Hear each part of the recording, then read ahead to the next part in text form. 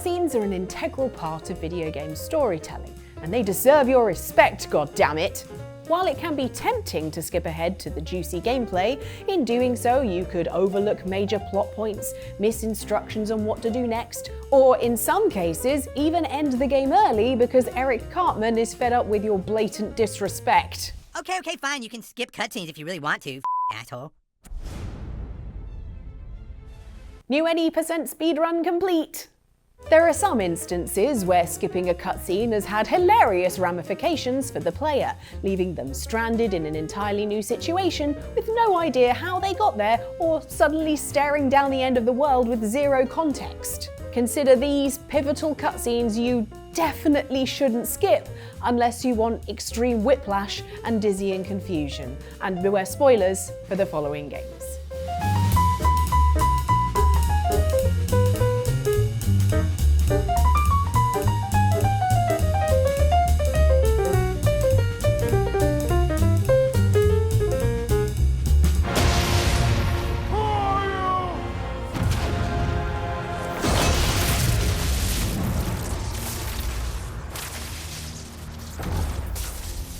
Can I come in?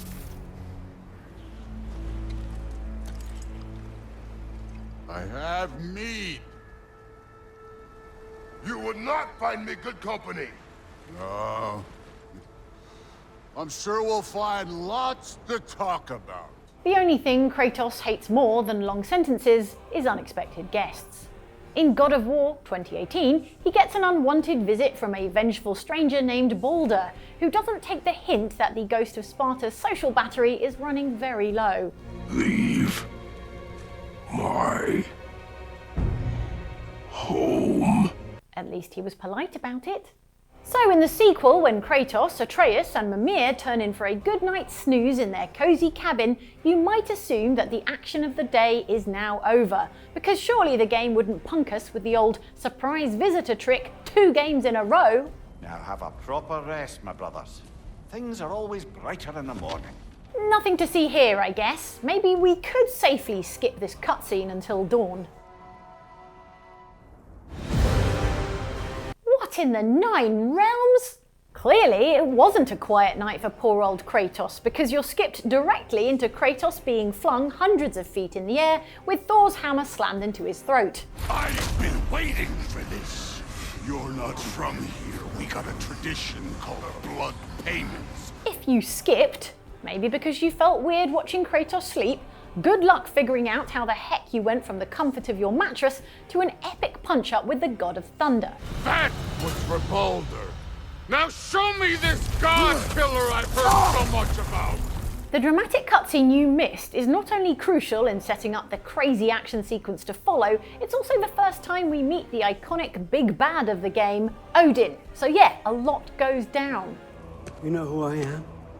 The lesson here? Don't assume the party's over just because someone says they're going to bed. And as for you, Kratos, maybe change your address?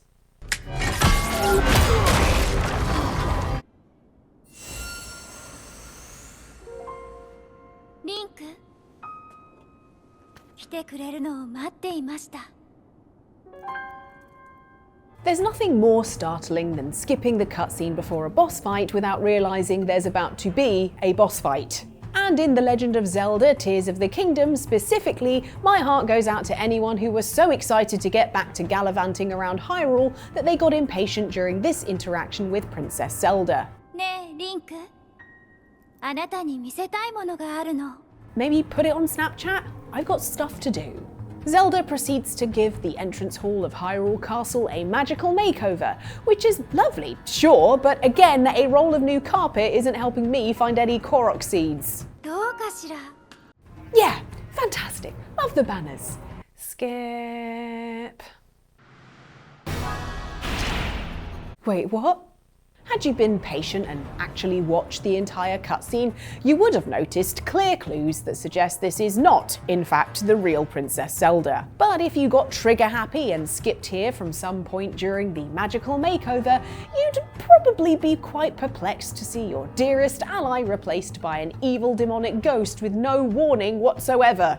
この娘の姿は貴様らを欺き惑わせ観察するにはちょうどよかった。 Those who cut the cinematic short would not only be confused as to where Princess Zelda went, but as to why they are now fighting for their life against a small army of malevolent phantoms, experiencing Ganondorf's cruel switcheroo in a more effective way than even Ganondorf had planned. Do we have to fight right here? The carpet's just been done. My plants are dying. The cloudburst is amplifying the effect of the toxin. You need to destroy that device, or my plants won't be able to protect Gotham. You'll die if you stay here. We'll both die unless you stop him.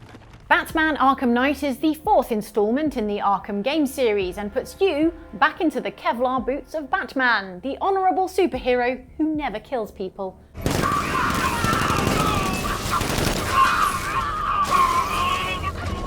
But not for lack of trying. During the events of the game, in order to thwart the plans of Scarecrow and the titular Arkham Knight, an evil doppelganger of Batman who's totally stolen his look, you'll team up with the iconic villain Poison Ivy. And I should trust you. Why? Because without your help, every plant in this city will die. With my help, every plant in my apartment died, so maybe don't get your hopes up. At a crucial point in the story, the Arkham Knight learns of Poison Ivy's plan to help save the day, so Batman will need to escort her to the safety of the Gotham City Police Department. You're not safe here. The Knight knows where you are. You're coming with me. Okay, I think I can see where this is going. Let's just skip ahead to get back into the action. I won't leave them. They can't do it alone. They need... Sir, I've never seen a chemical agent dispersed so fast. But I only skipped one scene, I hear you cry. True, but unfortunately it was the one scene where everything went to hell thanks to the Arkham Knight detonating the nightmare toxin weapon Cloudburst, poisoning half the city, making the streets inaccessible, and wrecking Batman's ride in the process. And, sir, the Cloudburst's energy field burned out the Batmobile's power core. What will you do? How am I going to non-lethally brutalise criminals now? Oh right, with my fists.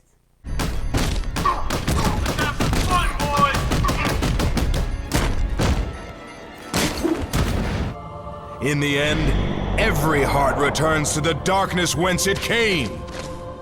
You see, darkness is the heart's true essence. That's not true!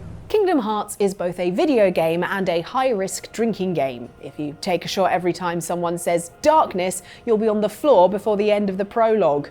Central antagonist Ansem is a warped psychopath obsessed with using darkness to conquer all worlds, even the one where the Little Mermaid lives. That was too close. That's a highly abridged and simplified summary because my colleagues here at Outside Xtra vetoed my 3-hour presentation on Kingdom Hearts lore, which is a shame because I had a great bit about Organization 13 in which I argue Stop. We said no. During the final showdown, Ansem plunges you into an endless abyss and has a good old villainous rant about his evil plans. He even shows you Kingdom Hearts itself, which you'd think would be more impressive than a door surrounded by 3 misshapen trees. Within it lies the heart of all worlds. Kingdom Hearts. If you're getting a bit fed up with this bizarre TED Talk, you can obviously skip the cutscene, but be warned, it's a wild trip.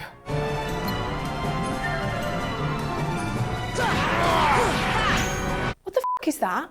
This is the world of Chaos, the final boss of the entire game. And if you skipped the cutscene prior, you would have gone from fighting Ansem, a man in an admittedly very cool coat, to fighting some kind of giant fleshy battleship with way too many faces.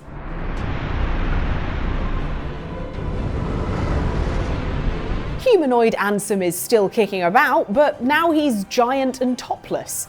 What the hell caused all this? What did you do with Donald and Goofy? Why am I flying now? I wish we could give you all the answers, but if we're being totally honest, it only makes slightly more sense if you don't skip the cutscene. So you have come this far, and still you understand nothing. The Kingdom Hearts experience.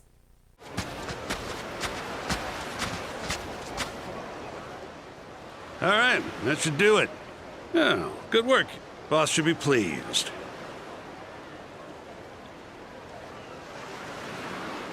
Why the excavators? You guys doing construction?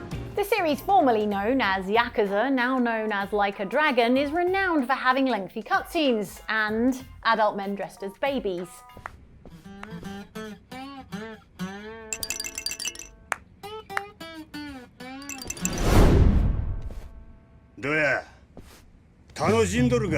Oh please, this is a Yakuza game. I've seen 13 weirder things just on the walk here. And while the main stories are usually packed with unmissable drama, you would be forgiven for skipping a few cutscenes during the side missions, particularly in Like a Dragon Infinite Wealth, when you find yourself on Aloha Beach having a dull conversation about decommissioned machinery. Diggers like these probably were instrumental to this beach, though. They may be old, but you can't deny they got character. Not the relaxing beach activity I had in mind. I could be riding a dolphin right now. This is the start of Relics from the Past, a sub-story in Like a Dragon Infinite Wealth where Ichiban Kasuga's beach trip gets constantly derailed by chatty NPCs. From the aforementioned digger fanatics to an excitable ringmaster who wants you to visit his weird fish circus. A one-of-a-kind traveling aquarium, only open for a limited time. However, what feels like a series of menial interactions is actually a bizarre chain of events culminating in an insanely weird boss fight. And skipping any part of the build-up will remove crucial context for the situation you eventually find yourself in. But if you're committed to glossing over this odd little side quest, do go ahead and skip away. Don't say we didn't warn you.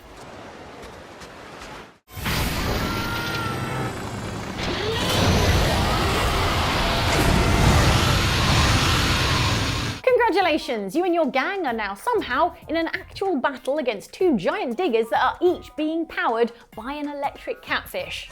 Gotcha now. Let's turn up the heat. How did we get here? Yakuza, that's how. But if you really want to know, a ringmaster carrying two electric catfish tripped over a sea cucumber and launched the creatures into the open battery sockets of a pair of decommissioned excavators. Oh no!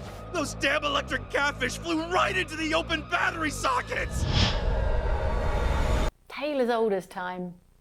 You'll be fine, honey. Last time I gave a speech, I was in high school. Miss Steinberg gave me a C-. Well, if only Miss Steinberg could see you now. Hey, you got this, Dad. I mean, come on, you saved Spider-Man. I'm pretty sure that makes you an official superhero. If I've learned anything from superhero games, it's that peace never lasts. Even when the bad guy is behind bars and it feels like the city is finally safe, there's always another villain waiting in the wings. But during Norman Osborn's re-election rally in Marvel's Spider-Man, there's a genuine moment of respite from the tyranny of crime. I think this gang war may finally be over. Like over? See? Everything's fine. All major characters are safe, there's not a bank heist in sight, and MJ is definitely leaving the door open for Peter to make a move. Well, maybe after this we can grab some coffee. Figure it out together. That sounds brilliant, MJ. Let me just skip this cutscene and we can get right on that coffee date.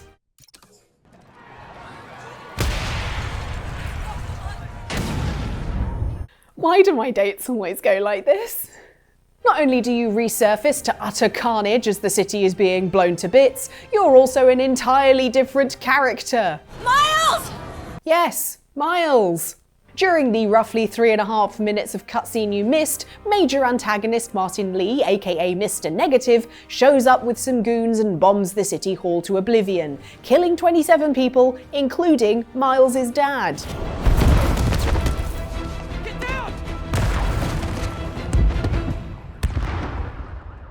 Given that Peter and MJ were giddily flirting moments earlier, this isn't so much a sharp left turn as it is steering your car off a cliff into a fiery wreck 300 feet below. Peter! Come on, Peter! It's agonizing enough to see our hero unconscious and powerless to save the day, but imagine if you skipped the scene assuming you'd be back to web slinging when the game resumed, only to wake up in what feels like a Call of Duty campaign. Mom! So, let's get an action replay on that line from Spidey, shall we? I think this gang war may finally be over. I think this gang war may finally be over.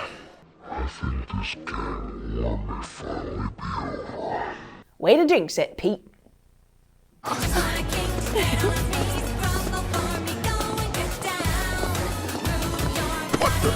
Get off! For the characters of Final Fantasy VII Rebirth, the Gold Saucer is basically Disneyland but with more giant chicken racing, i.e. better.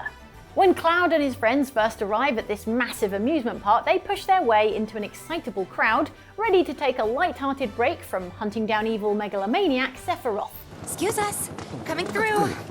At which point you can skip the introductory cutscene to the Gold Saucer, which will take you from the colourful entrance of a theme park to whatever this is. Let's see if you have what it takes, young man. I have questions. For starters, where the hell am I? Is this a game show? Who the hell is this guy? And why oh why is Cloud polygonal? Alright! The last thing you'll remember was seeing Aerith, Tifa and Yuffie darting into the crowd. Perhaps they're in danger, and we're beating up a strange, muscly Lego man in VR to try and save them? Oh god, look at the size of his thighs. And where did the rest of my party go? Barrett and Red 13? We all know Cloud doesn't do well by himself in social situations. And you, sir, are... Cloud. To be fair though, even I don't know where to look. And sorry to say that not only will skipping the Golden Saucer introduction scene remove any explanation for why you're now in a low poly punch-up, it also means you'll have missed a talking cat with a megaphone, a spectacular dance-off, and Yuffie fainting at the sight of a man's twitching pecs.